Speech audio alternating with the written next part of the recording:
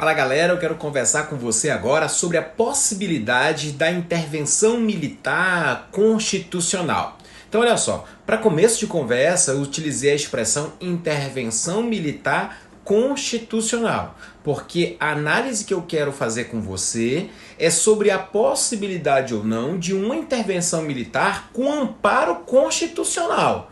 Então não quero discutir com você opiniões, cada um aí pode ter a sua, mas cabe a nós dentro de um denominador, dentro de uma base, qual seja a Constituição. Será que a Constituição autoriza em algum momento a intervenção militar? Eu converso com você sobre isso porque a gente observa em alguns momentos, claro que grupos de WhatsApp, alguns diálogos e etc, as pessoas falando assim, é só convocar as Forças Armadas, a intervenção militar baseada no artigo 142 da Constituição. Então eu quero ler com você o artigo 142 e depois a gente vai dialogar um pouquinho sobre isso para que a gente possa racionalmente tentar chegar a uma interpretação constitucional. Então olha só, as Forças Armadas, elas constituídas pela Marinha, pelo Exército e pela Aeronáutica, são instituições nacionais, permanentes, olha só, nacionais, permanentes, irregulares, organizadas com base na hierarquia e na disciplina, sob a autoridade suprema do Presidente da República e destinam-se à defesa da pátria, à garantia dos poderes constitucionais e, por iniciativa de qualquer destes, da lei e da ordem. Então olha só, gente, para começo de conversa, eu preciso compreender que as Forças Armadas, elas não correspondem a um poder, não caracterizam-se por essa questão de moderação. Nós, dentro de um Estado constitucional democrático, olha só, nós precisamos entender que a importância das Forças Armadas, elas são fundamentais para o Estado brasileiro, mas elas não têm as características de poder. É até um movimento, olha só, baseado, olha só, pela própria garantia da natureza da Força Armada. Porque ela é baseada em disciplina e hierarquia, são as bases de uma Força Armada. E olha só, dentro de um Estado constitucional, nós temos a compreensão de igualdade. Então, olha só, então por isso que nós podemos compreender que as Forças Armadas, elas não são um poder. Isso aí não está estabelecido, você pode observar o artigo 1º, o artigo 2º da Constituição, não há esse amparo lá. Então, olha só, as Forças Armadas, elas são instituições de Estado.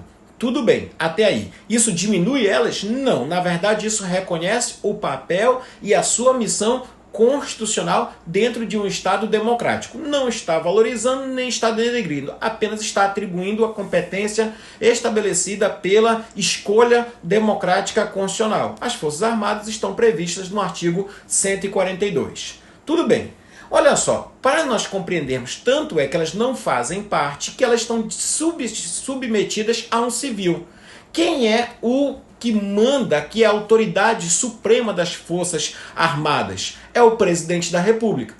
E o Presidente da República não tem entre seus requisitos ser um militar. Então isso é para denotar e deixar claro que a Força Armada, ela está submetida a uma autoridade civil. Qual é? O Presidente da República. Então isso é para caracterizar, para lembrar a Força Armada que ela não está em pé de igualdade. Se ela fosse um poder, ela não estava submetida ao poder, ao chefe do Estado brasileiro. Tudo bem. Aí olha só, nós continuamos e observamos o seguinte, que ela é formada pela Marinha, Exército e Aeronáutica, são chamados militares, e aí o que acontece? Baseados na hierarquia e disciplina, como eu falei para vocês, e elas estão, olha só, destinam-se à defesa da pátria, a principal fundamentação dela é essa, a principal missão é a defesa da pátria, a segunda é a garantia dos poderes constituídos e, por iniciativa de qualquer um desses, para garantir a lei e a ordem. Então, olha só, como é que a gente pode organizar isso daqui?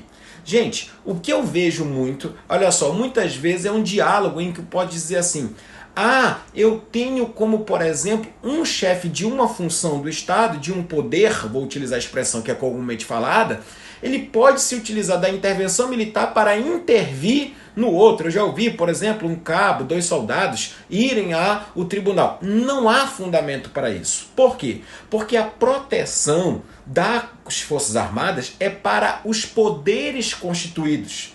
Eu não posso me utilizar da Força Armada de um poder contra o outro, senão quebrava em choque o próprio regime democrático, a própria estabilidade constitucional. E vou além. Essa expressão separação dos poderes, ela deve ser compreendida com muita cautela. Porque, tecnicamente, nós não separamos poderes. O poder é uno. O que nós temos são, na verdade, funções do Estado. Olha só, funções do Estado. Eu cito aqui o professor Ronaldo Bretas, que ele utiliza a expressão, nesse livro aqui, Processo Constitucional, ele utiliza a expressão de funções fundamentais do Estado. Uma função legislativa, uma função executiva e uma função judiciária. Mas o Estado democrático ele tem um poder uno com funções diversas para evitar um poder absoluto na mão de um. Então essa é a função. Então olha só, primeiro, a Força Armada ela é o que modera, que limita um poder contra o outro? Não, não é isso, não. Ela está em pé de igualdade com qualquer um? Não. O presidente pode chamar? Pode, mas o mesmo artigo 142 fala, e a chamamento de qualquer um desses pode se chamar para trabalhar com a lei e com a ordem. Então perceba que ela não está submetida apenas ao presidente da República. Ela está submetida também ao chefe do Congresso Nacional, porque ele é o chefe do parlamento, da função legislativa, e submetida também a uma convocação eventual do presidente do Supremo Tribunal Federal, que é o chefe do Judiciário brasileiro. Que mais que eu quero conversar com você para a gente fechar esse raciocínio aqui com fundamento na Constituição e na lei. Olha só, existe uma lei complementar que ela organiza e regulamenta o artigo 142. É a Lei Complementar 97 de 98.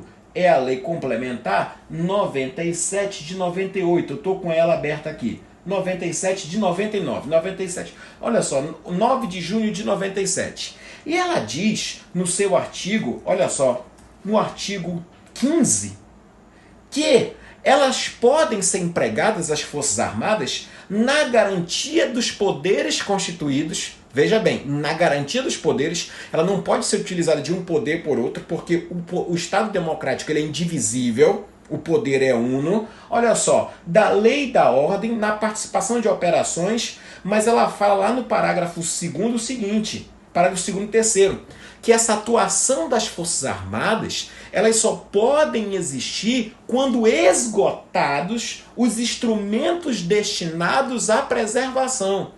Ou seja, tem que haver uma insuficiência, uma frustração para a atuação das Forças Armadas na lei e na ordem, segundo o artigo 15 da Lei Complementar 97/98, que tem algumas alterações ali, mas você pode observar o parágrafo 2º e o parágrafo 3º do artigo 15 da Lei Complementar 97.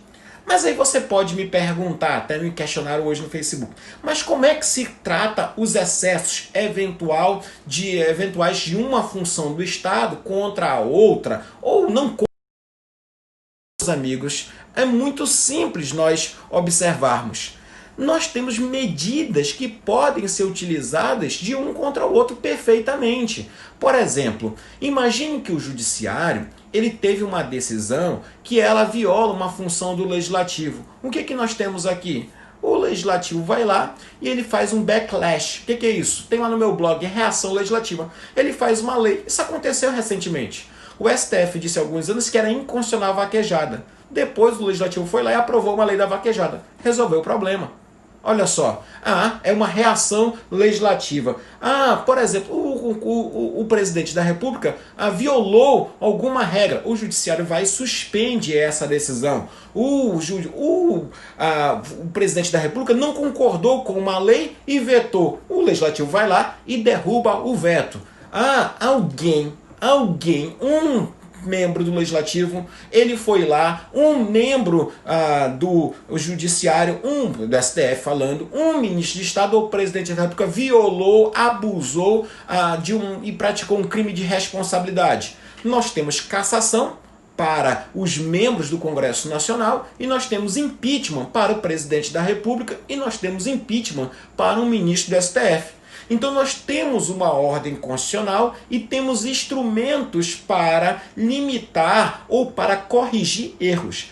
A democracia, ela não é um regime sem erros, não. A democracia é apenas um regime que permite, olha só, a correção, o ajuste dos seus erros. Então, olha só, com muita atenção nós viemos agora dialogar e para fechar o nosso raciocínio. É possível intervenção militar à luz da Constituição? Não, não é. As Forças Armadas podem atuar a partir de um general? Não, elas só atuam quando chamadas pelo presidente da República, ou pelo presidente do Supremo Tribunal Federal, ou pelo presidente do Congresso Nacional. Elas podem atuar a qualquer momento? Não, porque segundo o artigo 15 da Constituição, elas só atuam, olha, do artigo 15 da Lei Complementar 97, quando esgotados os instrumentos. E eu lembro a você que o parágrafo 3º, ele diz quando podem ser considerados esgotados os instrumentos. Então ele vai dizer, quando em determinado momento forem formalmente reconhecidos pelo respectivo chefe, olha só, como indisponíveis, inexistentes ou insuficientes ao desempenho de suas funções. Então tem um caráter de excepcionalidade, um caráter que o professor Marcelo Novellino, ele chama de subsidiariedade. Ele fala as Forças Armadas, olha só, elas só atuam num caráter subsidiário.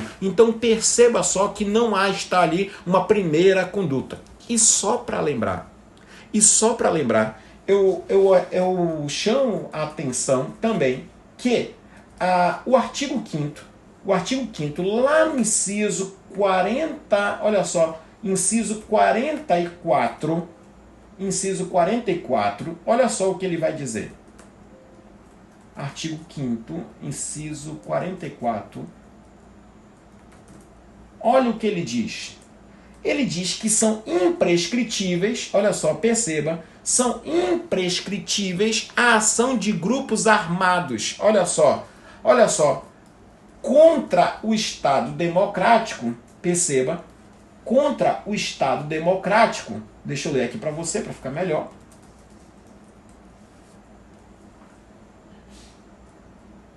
Constitui crime, artigo 5º, inciso 44. Constituem como crime inafiançável e imprescritível a ação de grupos armados, olha só, civis ou militares, contra a ordem constitucional e o Estado democrático.